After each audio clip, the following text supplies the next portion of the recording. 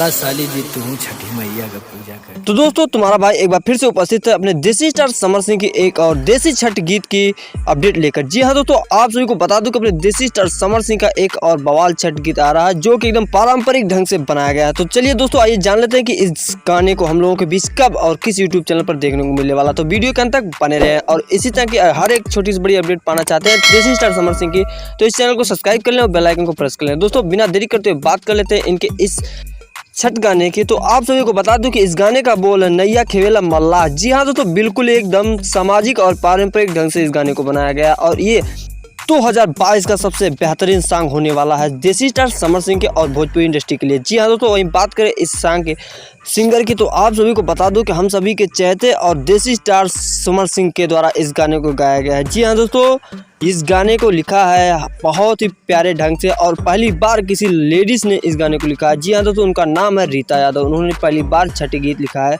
देसी स्टार समर सिंह के लिए।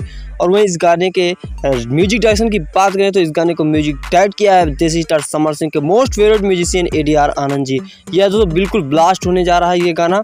और वहीं बात करें इस गाने के रिलीजिंग डेट की और किस यूट्यूब चैनल पर देखने को मिलने वाला तो दोस्तों आप सभी को बता दूं कि इस गाने का रिलीजिंग डेट रखा गया है 26 अक्टूबर। जी हाँ दोस्तों, देसी स्टार समर सिंह के ऑफिशियल यूट्यूब चैनल पर यह गाना 26 अक्टूबर को सुबह 6 बजे लॉन्च कर दिया जाएगा डायरेक्ट वीडियो वर्जन में।